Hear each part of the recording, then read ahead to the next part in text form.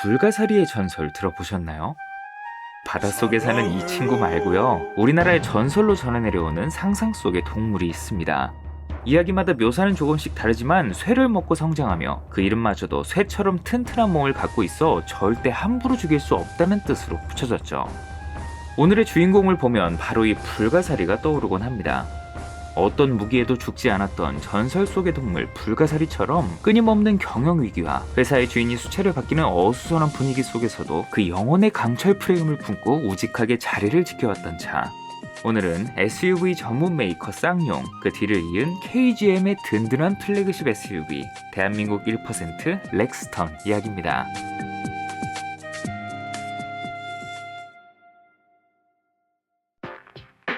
코드네임 FJ, 이른바 퓨처 지프로 개발된 무쏘가 공전의 히트를 기록하자 쌍용차는 부랴부랴 후속 모델 개발에 나섰습니다. 이때가 1995년, 이렇게 FJ2 프로젝트가 순조롭게 진행되나 싶던 와중에 문제가 발생했죠. 바로 모기업 쌍용의 경영 악화로 자금줄이 막히면서 신차 개발이 중단된 것이었습니다. 발만 동동 구르고 있던 쌍용차 앞에 나타난 건 당시 재계서열 3위였던 대우그룹. 쌍용차에게는 새로운 투자처가, 대우 입장에서도 당시 대우자동차에게 꼭 필요했던 SUV와 고급 세단 라인업이 충족되는 인수였어요. 다행히 FJ2의 개발이 재개됐지만 대우의 그늘 아래 들어온 이상 입김이 작용하는 건 어쩔 수 없었죠. 가장 먼저 프로젝트의 이름을 알파벳 대문자 뒤에 100단위 숫자를 붙이는 대우식으로 정리, Y200으로 개명됐고 내외관 및 패키징에도 관여했습니다. 또 무쏘의 인기가 꾸준히 이어지자 단종보다는 병행 판매를 하는 것이 낫겠다고 생각했는지 당초 후속인 Y200은 상위 모델로 포지셔닝이 변경됐어요. 하지만 평화도 잠시, IMF의 충격은 예상보다 강력했고 거대했던 대우그룹마저 무너져 내렸습니다. 윈윈일 줄 알았던 쌍용차 인수가 오히려 치명타를 입혔다는 분석이 있더라고요. 결국 대우그룹이 공중분해되면서 쌍용차 역시 1년 만에 얼떨결에 독립당했고 경영권이 채권단으로 넘어가면서 새 주인을 찾기 위한 워크아웃과 함께 재기를 향한 준비에 나섰죠. 다행히 프로젝트 Y200은 대우 시절 개발이 꽤나 큰 폭으로 진행되어 있었기 때문에 곧바로 양산 준비에 돌입할 수 있었습니다. 이윽고 2001년 가을, 여러 우여곡절 끝에 탄생한 오늘의 주인공이 모습을 드러냈죠.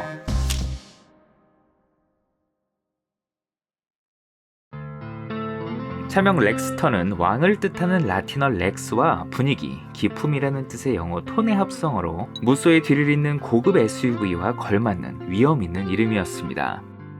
이 렉스턴 외에도 부여국의 시조이자 고구려 주몽의 아버지 헤모수에서 영감을 얻은 헤머스라는 이름이 후보에 있었다고 전해지네요. 그냥 버리기에는 이름이 아까웠는지 출시 후 동명의 컨셉트카로 선보이기도 했습니다.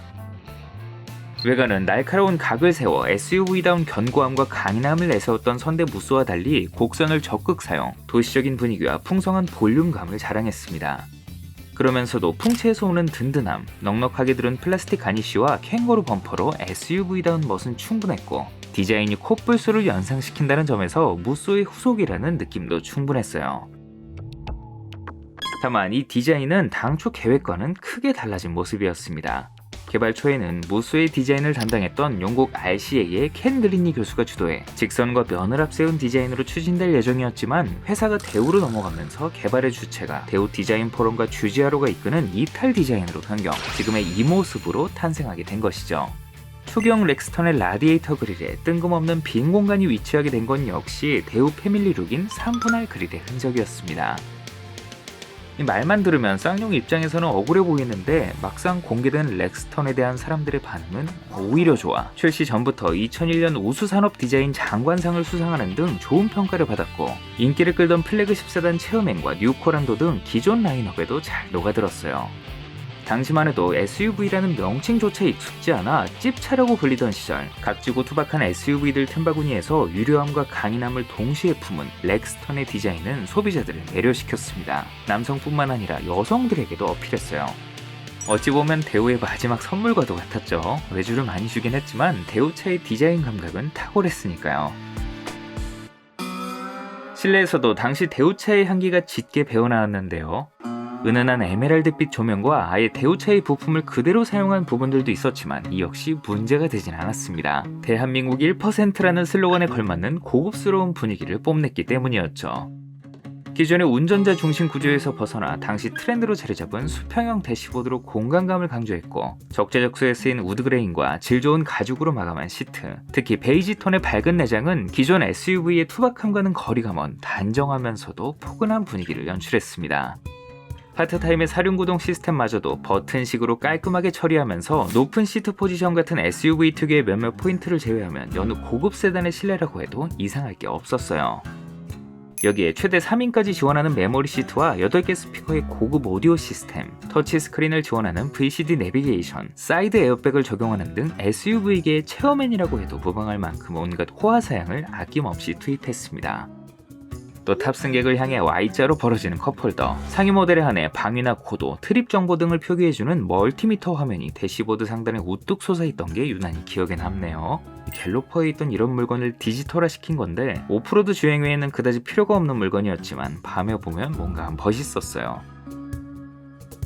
시트는 3열까지 갖춘 7인승 단일 사양으로 체급에 걸맞는 넉넉한 공간을 제공했습니다. 고급 세단에나 있던 중앙 암레스트, 뒷좌석 에어벤트뿐만 아니라 앞좌석과 별도로 조절할 수 있는 듀얼 에어컨 기능까지 옵션으로 제공해 가족은 물론 가끔은 중요한 손님을 모시기에도 부족함 없는 거주성을 선사했어요.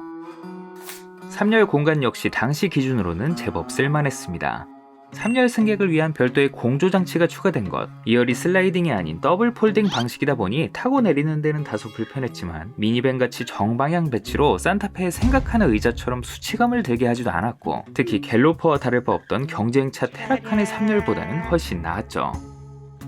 적재 공간 역시 만족스러웠습니다. 3열만 접어도 넉넉했고 2열까지 모두 접으면 그야말로 광활한 공간이 펼쳐졌습니다. 뒷유리만 따로 개방해 간단한 물건을 넣거나 꺼낼 수 있는 플립업 글래스도 빠지면 섭한 기능이었죠. 바닥 공간을 확보하는 데 한계가 있는 보디온 프레임 구조 특성상 임의로 단을 높여 3열 시트를 장착하면서 한 뼘 정도의 공간을 손해보긴 했지만 덕분에 평평한 바닥이 만들어졌고 남는 공간에는 잡다한 물건을 수납할 수 있는 공구함을 마련해 편의성을 높였습니다. 여담으로 SUV의 3열들이 대부분 그러하듯 활용 빈도가 점점 낮아지면서 3열 시트와 공구함을 아예 떼버리고 짐 공간을 늘리시는 분들도 종종 있었어요. 물론 시트 탈거는 원칙적으로 위법이기 때문에 아예 떼버리고 다닐 거라면 5인승으로 구조 변경 허가를 받아야 했지만요.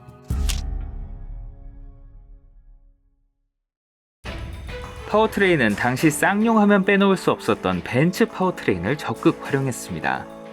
무쏘에 탑재했던 5기통 2.9L 디젤 엔진과 5단 수동, 비트라의 4단 자동 변속기를 매칭했고 파트타임 사륜구동 시스템을 아예 기본으로 제공해 SUV다운 터프함을 과시했어요.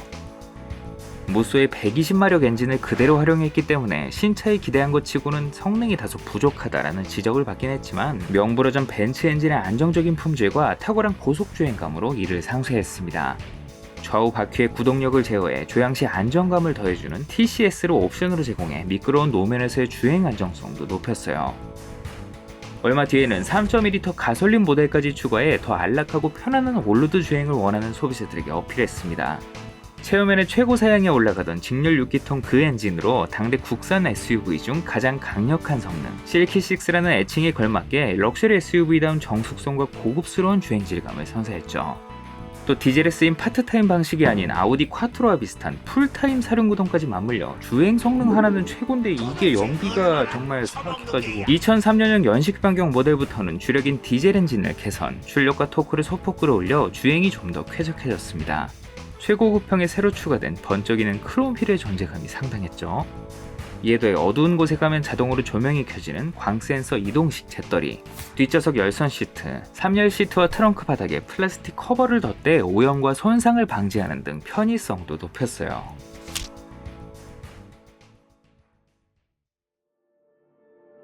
출시 2년 후인 2003년 말에는 페이스리프트 모델 뉴 렉스턴이 출시됐습니다. 라디에이터 그릴을 뉴 체어맨과 비슷한 벤츠 스타일로 수정, 대우차의 흔적을 말끔하게 없앴고 새로운 디자인의 휠, 크롬 파츠의 비중을 늘려 좀 더 럭셔리 SUV다운 생김새로 거듭난 것이 특징이었습니다. 또 단일 색상의 플라스틱 가니쉬를 적용했던 직전 모델과 달리 바디 컬러에 따라 각기 다른 색상의 가니쉬를 부착해 더욱 세련된 인상이었죠. 실내 역시 큰 변화는 없었는데 구성을 달리한 계기판과 새로운 색상의 내장 등 틀린 그림 찾기 수준의 변화만 이루어졌지만 외관과 마찬가지로 기존의 디자인이 워낙에 안정적이라 별다른 아쉬움도 없었습니다.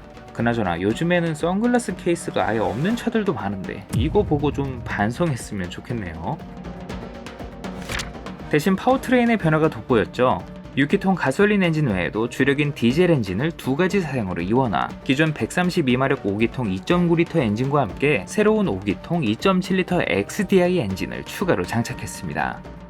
배기량은 낮지만 더 강력한 성능에 이번에는 벤츠제 5단 자동 변속기를 매칭, 두툼한 토크가 2톤에 육박하는 거구를 경쾌하게 밀어붙이면서 직전 모델에서 꾸준히 지적받던 출발 시의 굼뜬 느낌을 말끔하게 해소했어요. 그 사이 전자장비 역시 개선되면서 주행 안정성이 더 좋아진 것은 덤이었습니다. 이후에는 매년 자잘한 업데이트로 편의 사양을 보강, 내비게이션을 뉴 체어맨의 6.5인치 DVD 내비게이션으로 업그레이드했고 KTF와 협업해 실시간 교통정보와 핸드폰을 이용해 도어 점검, 차량 위치 확인 등을 할 수 있는 텔레매틱스 시스템 에버A를 선보여 현대기아차의 모젠에 대응하기도 했어요.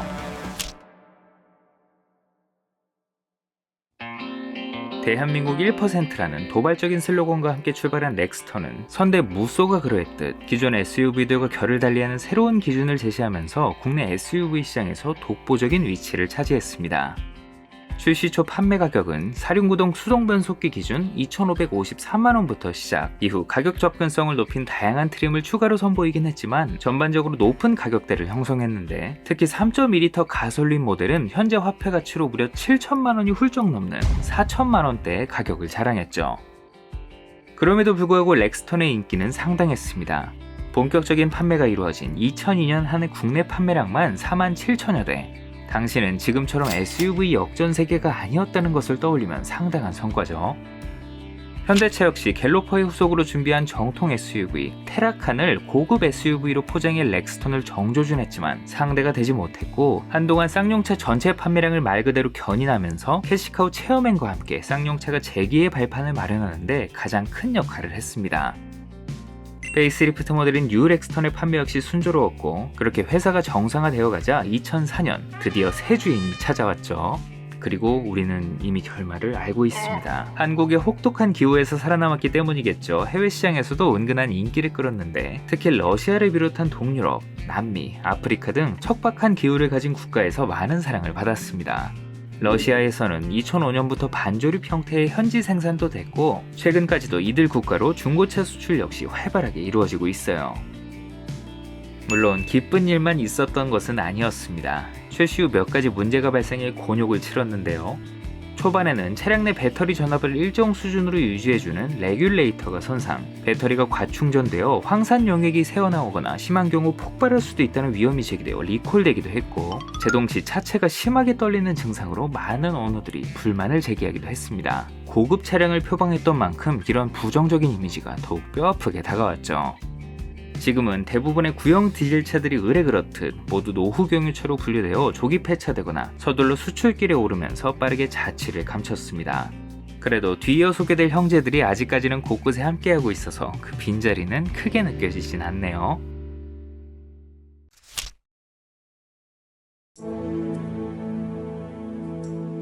출시 5년 후인 2006년에는 큰 폭의 페이스리프트로 내외관을 변경한 렉스턴 2가 출시됐습니다.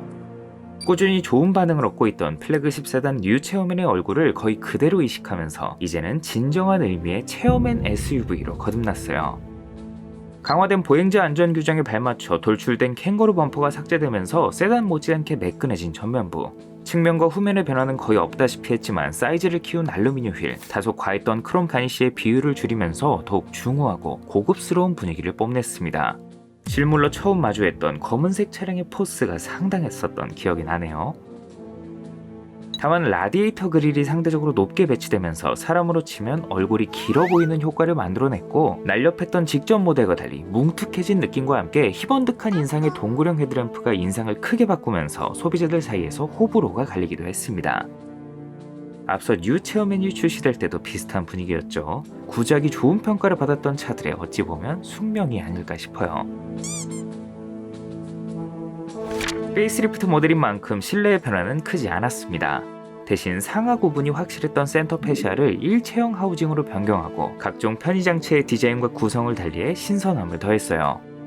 새로운 스티어링 휠은 각종 버튼을 누르기 쉽게 다듬었고 특이하게도 패들 시프트처럼 스티어링 휠 상단에 있는 버튼으로 기어 변속을 할 수 있는 토글 시프트를 국내 최초로 선보였습니다. 물론 차량의 성격상 운전의 재미를 위한 것이기라기보다는 굳이 기어 레버를 조작할 수고를 약간 덜어주는 그런 용도였지만요. 이런 배려는 또 있었습니다. 방향지시 등 레버 끝에 버튼을 누르면 비상등을 3번 전멸하는 원터치 3 비상등은 지금도 쌍용차에서만 볼 수 있는 기능인데요. 써보신 분들 아실 텐데 정말 우리나라에 최적화된 옵션이 아닐까 싶어요. 이 밖에 미디어용 USB 포트를 마련, 보다 편리한 음악 감상이 가능했고 지상파 DMB를 지원하는 DVD 내비게이션 시스템, 더욱 업그레이드된 텔레매틱스 에버웨이, 가격이 거의 경차 한 대 값이라 선택률은 저조해. 또 내비게이션을 선택하면 두드러지지 않았지만 오디오 유닛과 공조 장치가 원형을 이루도록 디자인한 것도 독특했습니다. 앞서 2003년 선보인 마츠다의 스포츠카 RX-8을 참고한 모양이에요. 여기에 무려 5단계로 조절이 가능한 앞뒤 열선 시트와 타고 내릴 때 시트를 움직여 승하차를 돕는 운전석 이지 액세스, 전자식 파킹 브레이크와 오토 홀드를 추가로 적용해 요즘 차와 비교해도 밀리지 않는 편의 사양을 갖췄습니다. 단 2열과 3열, 트렁크 공간은 사실상 그대로였고 전작의 독립형 에어컨이 빠지면서 오히려 편의성은 떨어졌지만 대신 승차감이 업그레이드 됐습니다. 고급 트림에 한해 기존 리지드 엑셀 후륜 서스펜션을 멀티링크로 변경, 트림에 따라 후륜 서스펜션 구조를 달리해 승차감과 주행 감각에서의 차이를 둔 것도 이 모델부터였습니다. 한술 더 떠 최고급형인 노블레스는 차고를 최대 30mm가량 조절할 수 있는 후륜 전자제어 에어 서스펜션까지 장착, 전작보다 더 업그레이드된 승차감은 물론 험로 주행이나 승객 탑승, 물건 적재 등으로 뒤쪽이 가라앉았을 때 이를 보정해 주행 성능을 보완할 수도 있었어요. 다만 한계가 분명했죠. 지상과 무게중심이 높은 데다 태생부터 승차감에 불리한 보디온 프레임 구조 특성상 승차감을 확보하려면 서스펜션을 무르게 세팅하는 방법이 최선이었을 겁니다. 소위 물침대라고 일컬어지는 부드러운 서스펜션은 대부분의 일상주행에서 문제없는 승차감을 확보했지만 조금만 속도를 높여 코너를 돌면 앞뒤 좌우로 출렁였고 덕분에 동승객에게 멀미를 유발했습니다. 이는 모노코크 방식의 경쟁차들과 비교되는 지점이었어요.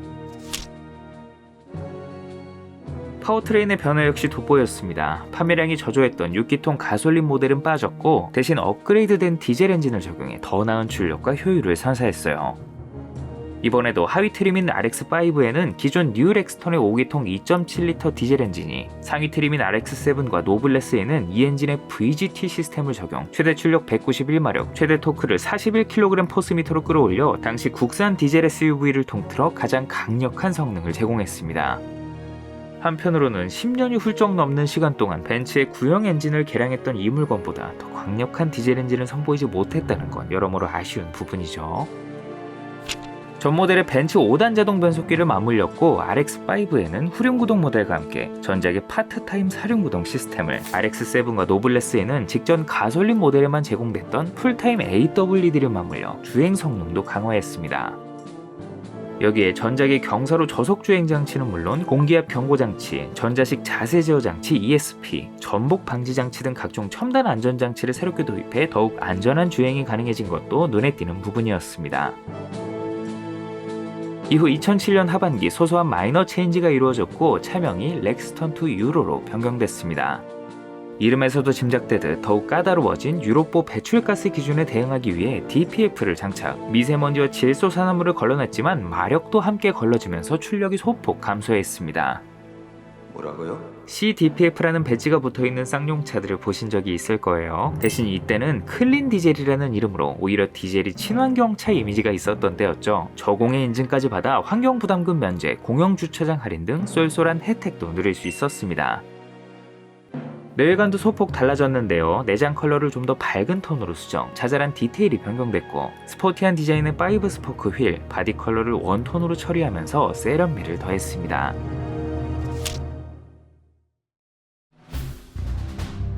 이듬해인 2008년에는 슈퍼 렉스턴이라는 이름으로 또 한 번 부분 변경됐습니다. 사라졌던 투톤 도색을 다시 도입했고 새로운 디자인의 하이퍼 실버 알루미늄 휠로 세련미를, 라디에이터 그릴은 면도날을 연상케 하는 디테일을 추가하고 중앙에 쌍용 엠블럼을 배치해 마치 벤츠 SUV를 연상시켰어요. 실내는 직전 유로의 구성 그대로였습니다. 2010년 그냥 크루즈 컨트롤이 추가된 것을 제외하면 단종까지 블루투스 오디오조차 추가되지 않았어요. 특이하게도 4.3인치 멀티 AV 시스템이라는 옵션을 선보였는데 작은 LCD 터치스크린에 후방 카메라, 지상파 DMB, 나중에는 내비게이션까지 넣은 독특한 물건이었죠. 기존 DVD 내비게이션에 비해 훨씬 저렴한 가격에 고급형 트림에는 아예 기본으로 넣어주면서 뭐 없는 것보다야 낫긴 했는데 그때도 액정이 너무 코딱지만해서 이게 뭔가 싶었어요. 이 슈퍼 렉스턴이 상징성을 갖는 건 다름 아닌 본격적인 원가 절감이 시작된 모델이라는 점에서였습니다. 출시 초에는 직전 렉스턴2 유로와 동일한 구성으로 판매됐지만 텔레매틱스 에버웨이와 후륜 에어 서스펜션 등 고급 옵션이 순차적으로 삭제됐고 결정적으로 2010년 하반기 카이런, 액티온과 공유하는 4기통 2.0L 디젤의 염가형 트림 RX4를 출시하면서 쐐기를 박았죠. 물론 더 나은 연비와 합리적인 차량 가격으로 렉스턴을 마음속에 담아두고 있던 일부 소비자들에게는 환영받았지만 초창기 렉스턴을 떠오르게 하는 굼뜬 가속 성능, 이에 더해 새로 도입된 비트라 6단 변속기가 무거운 차체와 궁합이 맞지 않아 저속에서 상당한 변속 충격과 여러 말썽을 일으켰습니다. 무엇보다 합리적인이라는 말은 그동안 렉스턴에게는 어울리지 않았죠. 이 모델의 출시로 산타페와 소렌토, 윈스톰 같은 중형 SUV와 경쟁하는 처지가 되면서 명실상부 고급 SUV 렉스턴의 명성에 균열이 가기 시작했습니다.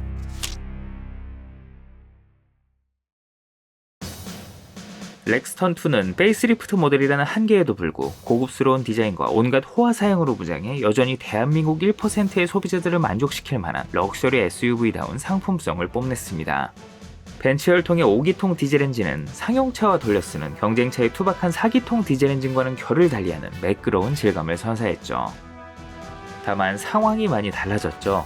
렉스턴2가 갓 출시될 때만 해도 힘을 못 쓰던 경쟁사들이 속속 최신 파워트레인과 좋은 상품성으로 무장한 대형 SUV를 잇따라 내놓으면서 렉스턴의 자리를 위협하기 시작했습니다. 앞서 테라칸의 실패를 맛본 현대가 모노코크 도시명 SUV로 선회하면서 베라크루즈를 출시, 도시명 럭셔리 SUV라는 수요를 빼앗아갔고 그나마 이때는 강철 프레임을 품은 정통 SUV의 자존심을 유지할 수 있었지만 뒤이어 등장한 기아 모하비가 보디온 프레임 차체 구조로 탄생하면서 렉스턴은 말 그대로 사면 초과에 몰리게 됐어요.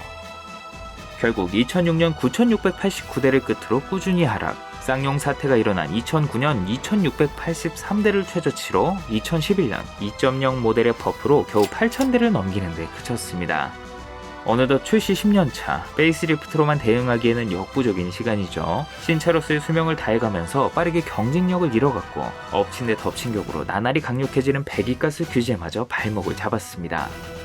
하지만 이분들이라고 그걸 몰랐을까요? 가뜩이나 바람 잘 날 없던 회사에 또다시 칼바람이 불어닥치면서 후속 계획까지 타격을 입자 일단 생존에 초점을 맞췄습니다.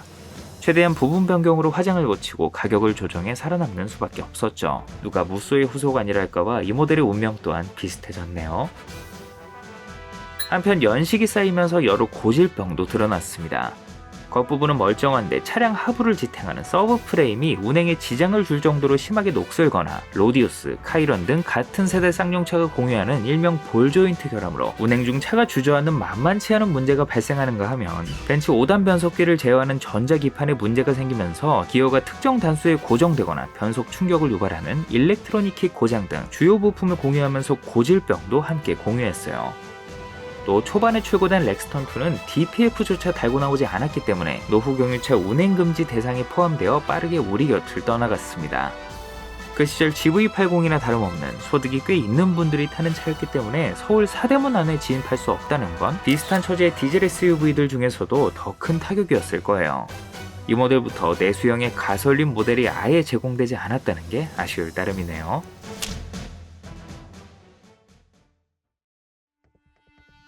프로젝트 Y300, 원래라면 2세대 렉스턴으로 출시되어야 했을 이 프로젝트가 모기업 상하이차의 기술 먹튀 논란, 쌍용차 사태 등으로 회사가 또다시 휘청이면서 끝내 중단, 렉스턴의 미래가 불투명해졌습니다. 이 모델과 함께 데뷔해야 했을 국산 최초의 직렬 6기통 디젤 엔진도 아쉽게 폐기됐어요. 중국이 가고 이번에는 인도가 왔습니다. 2010년 말 이번에는 인도의 자동차 기업 마힌드라의 인수된 건데요.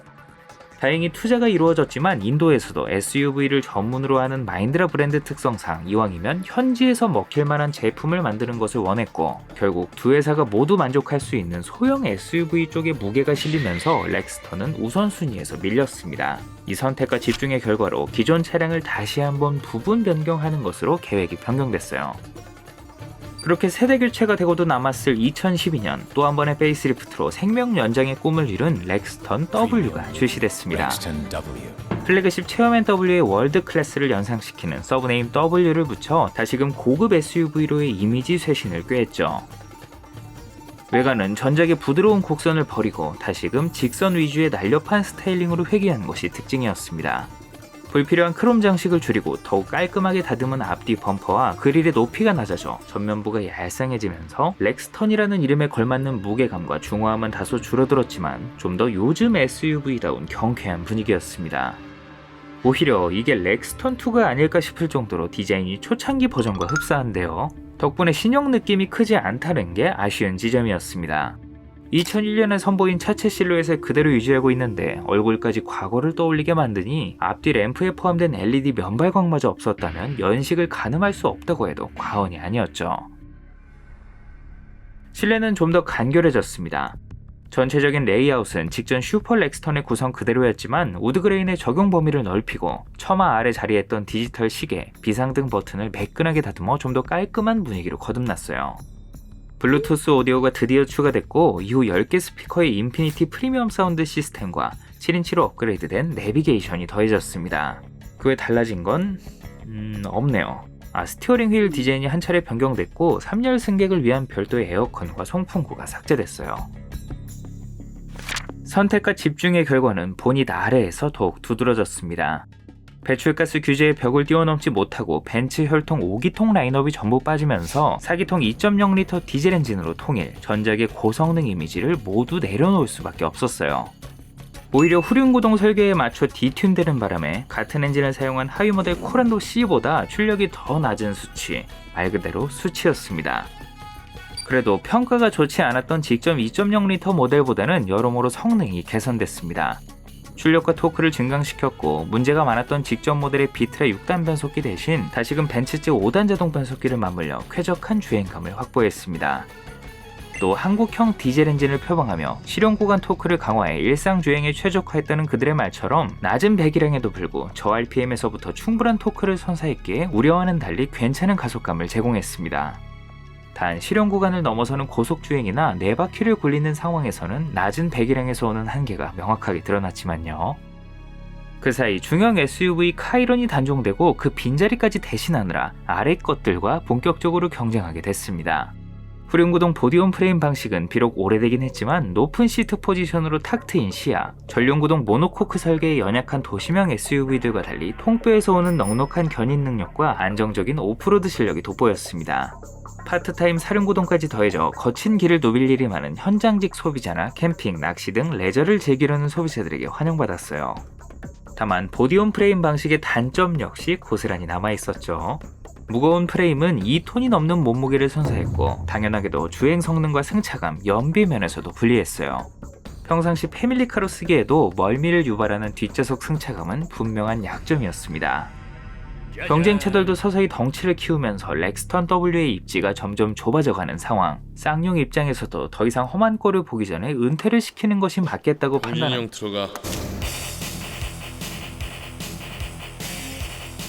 2015년 내외관의 소소한 디테일을 개선한 마이너 체인지 모델을 선보인 데 이어 같은 해 하반기에는 새로운 파워트레인을 적용한 뉴 파워 렉스턴 W를 선보였습니다.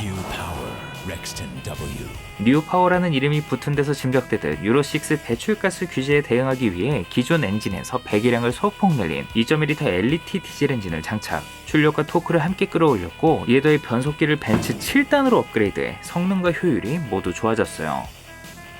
주간주행 등을 품은 헤드램프와 체어맨 W를 닮은 세로형 라디에이터 그릴로 인상이 더욱 또렷해졌고 3단계로 조절할 수 있는 앞좌석 통풍 시트, 세이프티 전방 카메라와 스마트폰 미러링 기능을 지원하는 등 편의성을 높이긴 했지만 그것만으로는 문제가 해결되지 않았습니다. 십수년 전 렉스턴과 별반 다르지 않은 센터 패시아 디자인 하나만으로도 소비자들의 발걸음을 돌리게 만들기엔 충분했어요. 이제 막 탁송차에게 전달받은 차에서 아버지에게 물려받은 느낌을 받을 필요는 없었으니까요. 무엇보다 패밀리 SUV를 지향하면서도 사이드 및 커튼 에어백은 물론 무릎 에어백까지 달려나오는 시기에 딸랑 앞좌석 듀얼 에어백, 사이드 에어백만 갖춘 것은 초라하기 그지없었죠. 사실 버틴 게 용했습니다. 코드네임 Y200에서 시작해 Y295까지 어수선한 회사 분위기 속에서도 묵묵히 자리를 지키던 렉스턴은 도합 16년 동안 판매를 이어온 끝에 가성비 SUV로 전락, 전작 무쏘의 전철을 그대로 밟았습니다. 다행히 이 모델은 트럭으로 만들어지는 수모까지는 겪지 않았지. 노는 물이 달라지긴 했지만 그래도 렉스턴은 렉스턴이죠. 렉스턴 W는 합리적인 가격을 무기로 제법 준수한 판매량을 기록했습니다. 상하이차 덕분에 부정적인 이미지를 얻은 중국 시장의 성과는 줄었지만 대신 마힌드라 덕분에 인도 시장의 판로가 개척되면서 손실을 만회했고 내수 물량만큼의 수출 실적도 꾸준히 챙겼어요. 이외에도 가성비 좋은 중고차로 쏠쏠한 인기를 끌었습니다. 아웃도어 인구들은 해가 갈수록 늘어나는데 웬만한 홈런은 거뜬히 주파할 수 있는 사륜구동과 보디온 프레임을 모두 만족시키는 차는 귀해졌거든요. 여타 국산차 대비 비싼 정비비는 걸림돌이지만 지금도 일부 매니아들의 사랑을 받고 있고 특히 2.1L 엔진과 벤츠 7단 변속기가 맞물린 최후기형 렉스턴은 좋은 상품성에도 불구 애초에 판매량 자체가 적어 상태 좋은 매물이 등장하면 삽시간에 사라진다고 하네요. 여담으로 울릉도나 지리산 등 일부 도서 및 산간 지역에서는 택시로 쓰이기도 했고 엔진 보링 없이 100만 킬로미터를 주행한 무쏘의 피를 이어받아 한국도로공사의 고속도로 순찰 차량, 업무용 차량으로 납품되는 등 뛰어난 내구성을 인정받기도 했어요. 이에 더해 이 모델 역시 군의 사랑을 받았습니다. 쌍용차의 오랜 단골인 국군에 납품되어 공군 통신 차량 및 장성급 지휘 차량으로 쓰이면서 얼떨결에 군생활 중 이 차를 경험해본 분들도 꽤 있죠. 가솔린 엔진이 탑재된 일부 수출 사양이 주한미군 차량으로 공급되기도 했고요. 빈약한 제품 라인업을 채우기 위해 전작을 격화시키는 쌍용차의 전략이 참 아쉬울 따름인데요. 어찌 보면 자존심이라고도 할 수 있는 세단 체어맨마저 격화시킨 바 있는데 뉴 체어맨은 그래도 체어맨 W라는 후속이라도 있었지만 렉스턴은 그것도 아니었으니까요. 그나저나 옛날에 렉스턴2에 체어맨 W의 대시보드를 이식해 실제로 렉스턴 W를 만드셨던 분이 갑자기 떠오르네요. 이 차는 지금 어떻게 됐을까요? 행방을 아시는 분은 댓글로 남겨주시면 감사하겠습니다.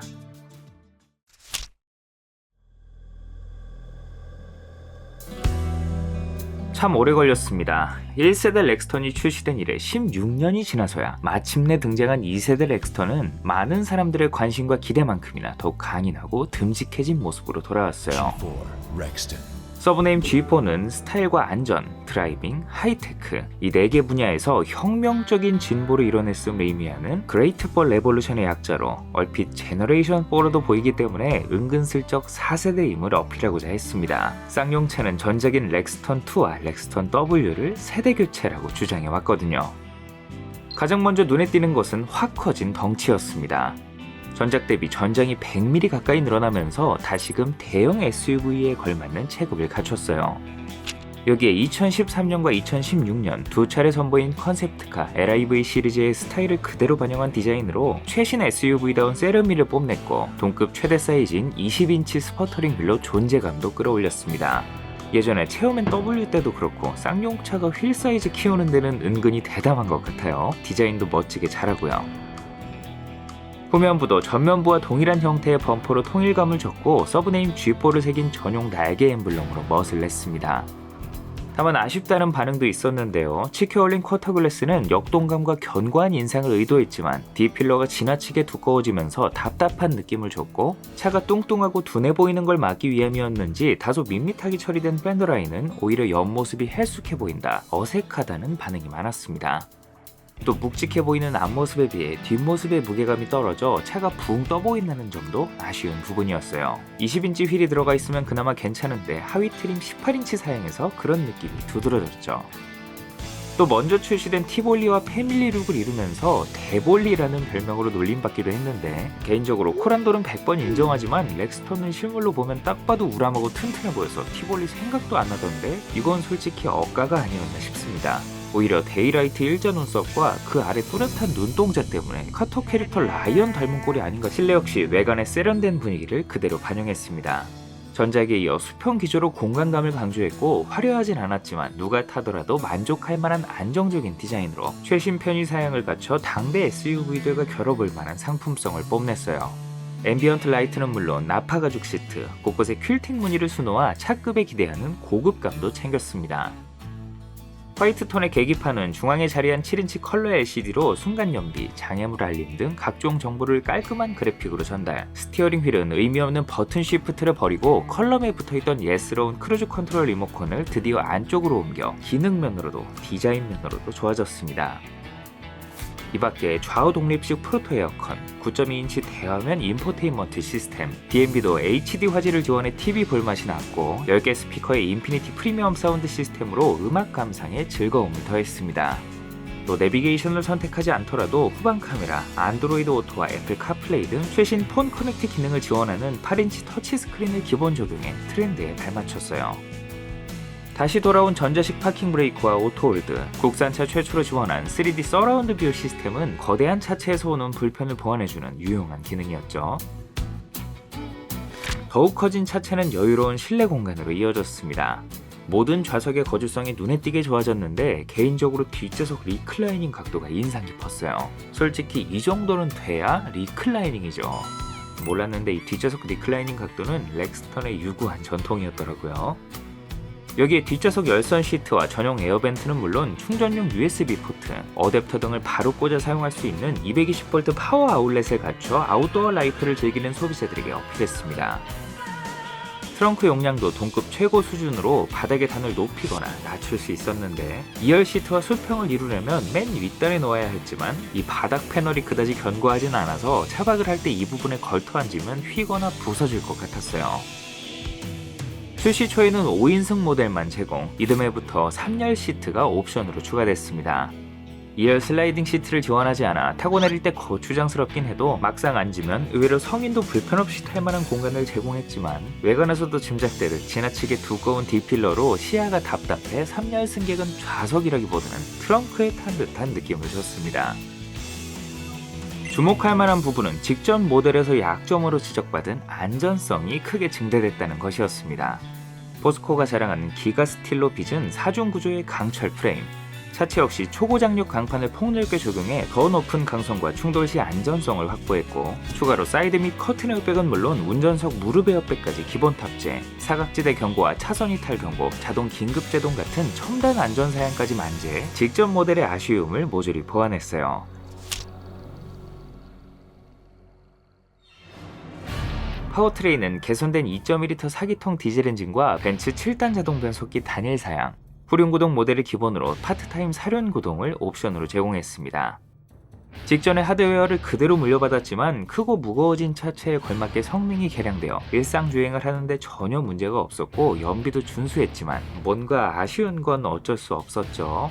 고급 SUV라면 을에 있어야 할 대배기량 엔진의 부재, 경쟁차는 모두 갖추고 있는 6기통 라인업이 없다는 것이 렉스턴의 분명한 약점이었어요. 주행 질감은 차량의 특성을 감안하면 제법 준수하다라는 평가를 받았습니다.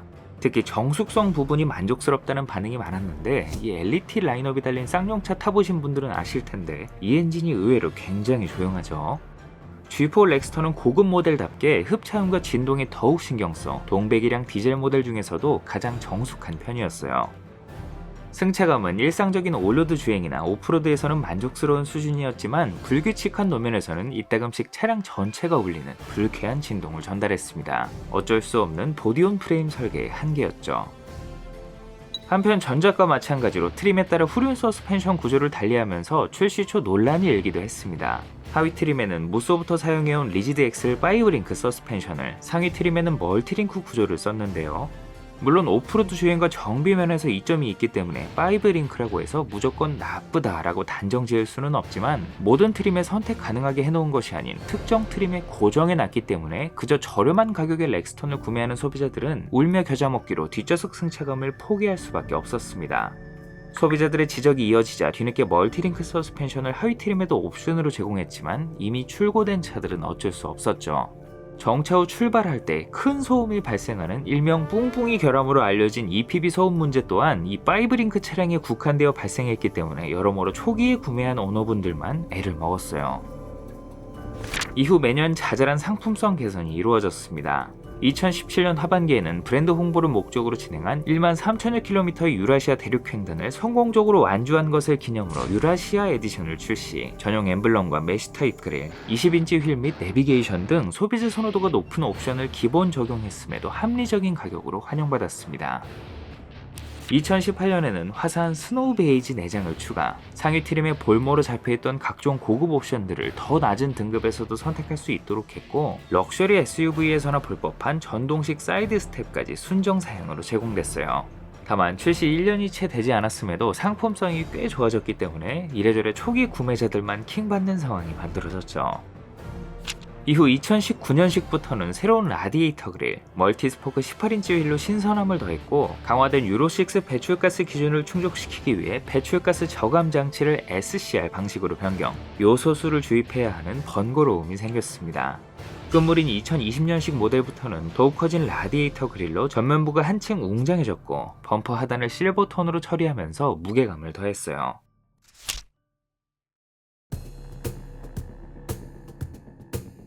회사가 참 바람잘 날이 없네요. 급변하는 자동차 시장 속에서 야심작이었던 C300, 신형 코란도가 말 그대로 폭망해버렸고, G4 렉스턴의 경쟁력마저 점점 떨어진 데다 설상가상 모기업 마힌드라마저 경영위기로 휘청이면서 쌍용차의 앞날에 또다시 적신호가 켜졌습니다. 툭하면 비상이 걸리는 쌍용차를 향해 밑 빠진 톡에 물 붓기라는 비판이 나오고 있는 상황. 쌍용차는 자신들의 가치를 제품으로 증명해야 했고, 급한 대로 자산을 팔아가며 개발을 진행한 끝에 2020년 말 법정 관리와 함께 G4 렉스턴의 페이스리프트 모델을 출시했습니다. 그렇게 등장한 올뉴 렉스턴에서는 결사항전의 의지가 엿보였습니다. 올뉴라는 말이 괜히 붙은 것이 아니듯 풀체인지 수준의 파격적인 변경을 이뤄낸 것이 특징이었는데요. 기아차 출신 디자이너를 총괄로 영입한 덕분인지 많은 부분에서 크게 달라졌습니다. 유행에 민감한 국내 소비자들을 사로잡기 위해 최신 트렌드를 적극 반영, 과감하게 수정한 범퍼와 확 커진 싱글 프레임 라디에이터 그릴로 차급에 걸맞는 한층 더 과격한 인상으로 거듭났어요. 여기에 풀 LED 헤드램프와 볼보의 토르의 망치나 더 뉴 산타페를 연상시키는 T자형 그래픽의 리어램프, 새로운 디자인의 휠을 더해 존재감을 강화했죠. 또 어감이 영 별로였던 서브네임 G4와 함께 의미 없는 날개 엠블럼을 떼버리면서 후면부가 더욱 깔끔해졌습니다. 이상한 트렌드까지 같이 배워와서 문제긴 했는데, 다행히 실내에서도 변화를 체감할 수 있었는데요. 가장 먼저 눈에 띄는 부분은 새로운 4스포크 D컷 스티어링 휠과 12.3인치 풀 디지털 계기판, 방향지시 등을 비롯한 차량 내 경고음 변경 기능, 계기판에 내비게이션을 띄우거나 아예 인포테인먼트 화면을 그대로 옮길 수 있는 등 경쟁사에는 없는 여러 재치 있는 기능도 지원했죠. 또 고리타분한 느낌을 줬던 스텝 게이트 기어 레버를 전자식 기어 레버로 수정, 불필요한 공간 낭비를 줄인 것은 물론 각종 버튼과 컵홀더를 깔끔하게 배치한 것도 눈여겨볼 만한 부분이었습니다. 인포테인먼트 시스템 화면 크기는 그대로였지만 뒷좌석 가족을 위한 후속 취침 모드, 차량 관리 시스템과 함께 현대차의 블루링크, 기아 유보에 대응해 코란도에서 처음 선보인 최신 텔레매틱스 인포컨을 탑재, 스마트폰으로 원격 시동, 공조장치 조작 등을 할 수 있게 하면서 내실을 다진 것도 좋았죠. 헤드업 디스플레이 같이 경쟁차는 갖추고 있는 몇몇 고급 옵션이 추가되지 않는 등 약점이 있었지만, 그래도 부분 변경이라는 한계 안에서 최대한 많은 개선을 통해 소비자들이 체감할 수 있을 만한 변화를 이뤄냈다는 점에서 의미가 있었습니다. 실내와 실외 모두, 국내에는 인지도가 그다지 높지 않지만 매력적인 스타일을 뽐내는 시트로행의 프리미엄 크로스오버 DS7을 참고한 듯한 느낌이 있었죠. 파워트레인에서도 변화가 있었습니다.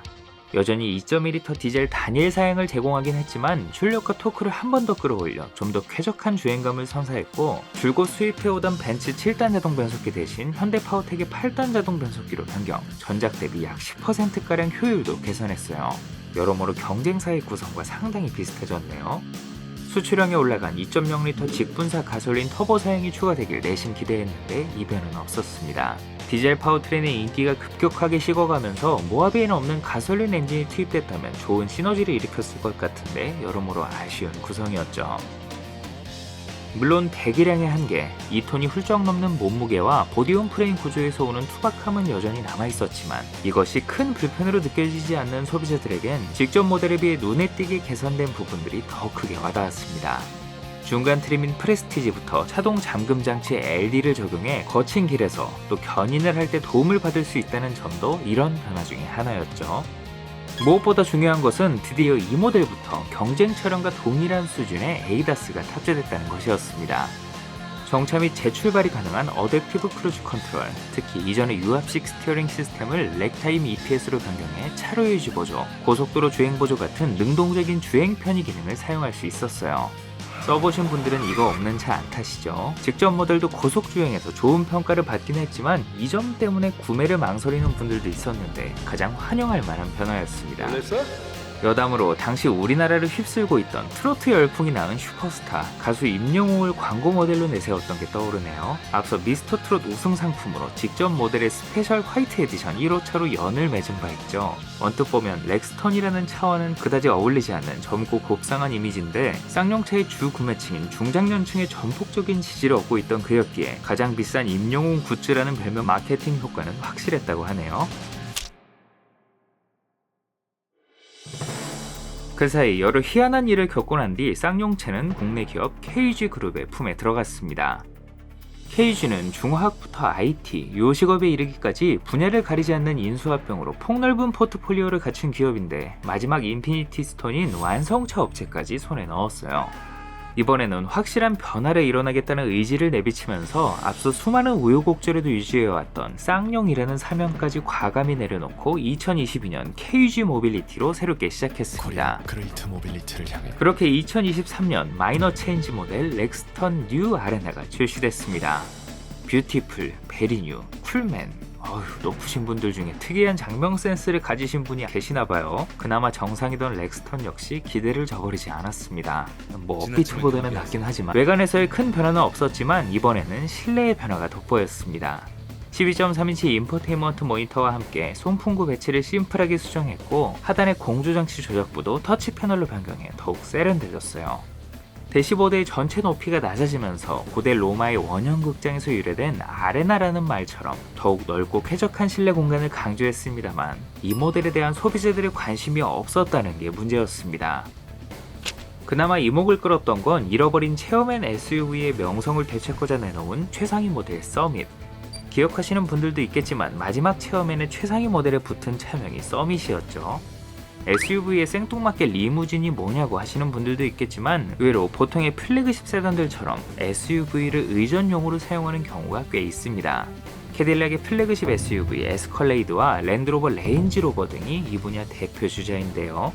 SUV와 세단의 경계가 허물어졌고 승용차를 선택하는 하나의 스타일로 자리 잡으면서 SUV임에도 뒷좌석 탑승객을 크게 배려한 모델들이 속속 등장하고 있습니다. 이런 흐름에 발맞춰 등장한 렉스턴 서밋은 앞서 서울 모빌리티 쇼에 선보인 렉스턴 리무진을 양산한 모델로 고급 트림 노블레스를 기반으로 뒷좌석 승객을 위한 최고급 독립형 시트와 유튜브, 넷플릭스 등 최신 OTT를 지원하는 14인치 듀얼 모니터, 슈퍼 서라운드 오디오 시스템을 적용하는 등 이 모델만의 전용 사양으로 차별화한 것이 특징이었습니다. 추가로 별도의 컴포트 서스펜션, 휠 안쪽에 허브 스페이서를 장착해 바퀴를 좀 더 튀어나오게 만들어 듬직한 분위기를 만들어냈고 액티브 배기 사운드라는 독특한 옵션도 제공, 흔히 소리박이라고 불리는 장치로 이걸 켜면 4기통 디젤 엔진의 투박한 음색 대신 실내뿐만 아니라 실외에서도 8기통과 유사한 중후한 배기음을 즐길 수 있었죠. 무엇보다 단종된 플래그십 세단 체어맨의 빈자리를 대신하는 모델이라는 점에서 의미가 남달랐어요. 이제서야 항상 아쉬웠던 쌍용차, 아니 KGM의 플래그십으로도 손색이 없었습니다. 다만 상품성 측면에서는 의구심이 들었습니다. 차량 가격은 노블레스에 비해 약 1,500만원 비싼 6,050만원. 최고급 모델답게 다양한 옵션이 적용됐지만 렉스턴은 렉스턴이죠. 근본적인 문제는 승차감이었습니다. 보통 리무진이라고 하면 뒷좌석 VIP의 승차감에 초점을 맞추는데 조금만 불규칙한 노면을 만나면 차체가 요동치는 바디온 프레임 특유의 승차감을 간직했다는 건 문제가 있었죠. 앞서 언급한 해외 브랜드 차들은 같은 보디온 프레임 설계를 썼더라도 에어 서스펜션을 갖춰 승차감을 확보했으니까요. 또 2000년대 중국산 MP4에서나 볼 법한 조악한 디스플레이 그래픽 등 고급차에 걸맞는 디테일이 부족해 반응이 좋지 않았습니다. 특히 경쟁차 팰리세이드와 제네시스 GV80 역시 비슷한 4인승 옵션을 제공했기 때문에 이 렉스턴 서밋만의 차별점이 딱히 돋보이지 않는다는 점도 문제였어요. 2세대 렉스턴은 회사와 소비자의 무거운 기대를 짊어질 만큼 정말 단단하게 만들어진 차였습니다. 찬란했던 1세대의 영광만큼은 아니었지만 제대로 된 후속 모델로 전작의 아쉬움을 상당 부분 보완해 렉스턴이라는 이름이 아깝지 않은 모델로 탄생했어요. 시장의 반응도 좋았죠. 사전 계약 일주일 만에 3,500여 대가 계약, 출시 당해와 이듬해 모두 16,000대를 가뿐히 넘기며 자존심을 회복했습니다. 해외 시장의 성적도 전작과 비슷했고 쌍용의 좋은 인상을 갖고 있는 동유럽과 러시아 등에서 듬직한 스타일과 뛰어난 내구성이 호평받으며 적지만 꾸준한 수요가 이어졌습니다. 모기업의 나라였던 인도에서는 한때 알투라스 G4라는 이름으로 배지 엔지니어링되어 마힌드라의 플래그십으로 활약했죠. 하지만 행복도 잠시, 경쟁사들이 가만히 있지 않았는데요. 렉스턴을 찍어 누르던 베라크루즈가 일찍이 단종된 것은 호재였으나 프레임바디 모하비가 여전히 건재했고 맥스크루즈 때까지만 해도 눈의 가시 수준이었던 현대차가 난데없이 공룡 펀치를 날리면서 판이 뒤집혔습니다. 이후 상품성을 크게 끌어올린 올류 렉스턴을 출시하면서 다시금 판매량을 회복하는가 싶었지만 집안 사정이 다시금 발목을 잡았고 아쉽게도 결과는 달라지지 않았습니다. 그 사이 환골 탈퇴, 환골은 아니고 탈퇴한 사골 모하비에도 밀리는 신세가 됐어요. 또 가장 강력한 경쟁자가 내부에 있었죠. 픽업트럭 렉스턴 스포츠에게 이른바 팀킬도 당했습니다. SUV에 탑재된 각종 고급 사양을 덜어내 차이를 두긴 했습니다만 우리가 언제 쌍용차를 옵션으로 탔나요? 이쪽도 렉스턴이기는 매한가지 막상 SUV와 별 차이 없어 보이는 구성에 국산 유일 픽업 트럭이라는 독보적인 매력이 돋보였고 또 노후화된 코란도 스포츠를 대체하는 모델이기도 했기에 꽤나 합리적인 가격으로 출시된 덕분에 우려했던 판매 간섭이 일어나고 말았습니다. 결국 쌍용도 백기를 들고 KGM 체제로 들어온 이후에는 이 렉스턴 스포츠에도 고급 옵션을 아낌없이 투입하고 있죠. 그나저나 렉스턴 스포츠가 최근 무쏘로 이름이 바뀌었는데 렉스턴 스포츠야 예전부터 수출량에는 무쏘라는 이름을 써서 그러려니 하겠는데 얘는 뭘까요? 아니 납득이 안 가잖아 납득이. 아무튼 렉스턴 스포츠는 이렇게 SUV와 한편으로 엮인 나름 독자적인 이야기를 많이 쌓아가고 있기 때문에 나중에 기회가 된다면 별도의 편으로 다뤄보도록 하겠습니다. 여담으로 2세대 모델 역시 전작을 이어 다양한 환경에서 활약하고 있습니다. 이번에도 오랜 단골인 한국도로공사가 변함없는 지지를 보냈습니다. 고속도로 작업 차량이라는 임무에 걸맞게 평균 100만 킬로미터 이상의 누적 주행거리, 악천 후에도 거뜬 없어야 하기 때문에 이곳의 선택을 받았다는 것 하나만으로도 렉스턴의 뛰어난 내구성을 대변한다고 봐도 무방하겠죠. 또 다른 단골인 국구는 렉스턴 스포츠를 선택했습니다. 레토나에 이어 다목적으로 활약하던 코란도 스포츠가 단종되어 이 차량이 투입되는 것인데 얼떨결에 급이 올라갔네요. 지금까지 쌍용 그리고 KGM의 플래그십 SUV 렉스턴에 대해 알아봤습니다. 대한민국 1%의 소비자를 만족시키겠다는 멋진 포부를 내세웠던 덕분인지 지금도 1%의 점유율을 확보하고 있는 게 참 대단한데요. 독보적인 사륜구동과 강철 프레임의 든든함으로 탄탄한 매니아층을 확보했고 캠핑, 차박 등 레저 열풍에 힘입어 가성비 좋은 중고차로 재조명받기도 하면서 지금도 수많은 가족의 든든한 동반자로 도로 위를 누비고 있습니다. 과거 무쏘의 전철을 그대로 밟으면서 여러모로 아쉬움도 많았지만 회사의 주인이 숱하게 바뀌는 어수선한 분위기, 만성적인 자금난으로 개발비조차 제대로 조달되지 않는 열악한 환경 속에서도 그들이 할 수 있는 선에서 최선을 다했던 실무진의 노력이 돋보이는 모델이었습니다. 불가사리 같은 생명력으로 지금까지 명맥을 이어오고 있다는 것 하나만으로도 의미가 남다르죠. 쌍용차를 다룰 때마다 늘 드는 생각이 위기 때마다 묵직한 한방을 선보이며 경쟁사를 긴장시키는 마냥 무시할 수는 없는 브랜드 같습니다. 이 정도면 초필살기를 날리기 위해서 일부러 체력을 깎는 것이 아닐까 의심스러울 정도 KG 모빌리티로 새롭게 출범한 지 벌써 3년 차에 접어드는 지금 더 나은 모습으로 소비자들에게 매력적인 선택지를 제공해줬으면 좋겠습니다.